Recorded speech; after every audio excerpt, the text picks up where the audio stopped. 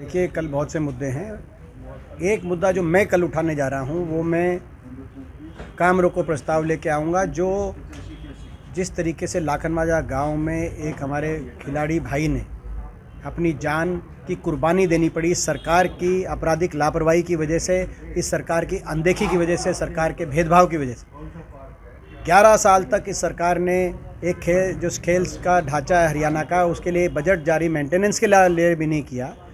और उसके बाद जब बतौर सांसद मैंने अपनी सांसद निधि से 3 साल पहले इस खेल के स्टेडियम को रिपेयर कराने के लिए 18 लाख की जो ग्रांट देने का कार्य किया, उसको भी 3 साल तक वो नहीं लगी, जिसकी वजह से आज ये परिणाम देश के सामने है। बहुत मैं समझता हूँ कि ये देश के लिए एक बहुत बड़ा नुकसान हुआ है कि हमारे राष्ट्रीय स्तर के खिलाड़ी को अपनी जान गंवानी पड़ी और सरकार ने अभी तक कोई मदद नहीं करी। जो 5 लाख की मदद की बात सरकार कर रही है इस परिवार के लिए, वो मजाक है।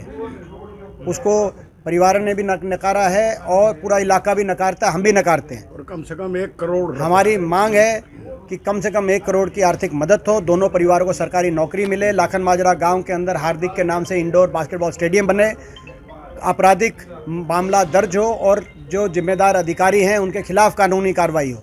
और हमारी मांग है कि खेल बजट तुरंत जारी किया जाए। हरियाणा में जो हमारे कांग्रेस पार्टी के समय 481 जो खेल स्टेडियम बनाए गए थे हरियाणा के अंदर, उनके मेंटेनेंस का बजट कम से कम जारी कर दिया जाए। इस सरकार से नए स्टेडियम बनवाने की हमें उम्मीद नहीं है, लेकिन कम से कम उनके मेंटेनेंस का बजट सरकार दे, ये हमारी मांग है। इन मांगों को लेकर कल हम संसद में भी इन मांगों को उठाएंगे और आगे जो लड़ाई लड़नी होगी लड़ेंगे। खेल नीति, जो पूर्ववर्ती कांग्रेसी सरकार की जो खेल नीति थी, जो खेल नीति आज इस सरकार ने 11 साल पहले उसको समाप्त कर दिया, जिसमें खेल ढांचे पे व्यापक निवेश करके 481 खेल स्टेडियम बनाए गए थे, ग्रामीण स्तर पे, ब्लॉक स्तर पे, शहर में बड़े राष्ट्रीय स्तर तक के स्टेडियम्स, उनको देखरेख उनकी की जाए, इन सरकार ने समाप्त कर दी थी। स्पैट स्पोर्ट्स फिजिकल एप्टीट्यूड टेस्ट की हमारी नीति थी, स्कूलों के अंदर स्पैट टेस्ट होते थे और बच्चों को स्टाइपेंड मिलता था।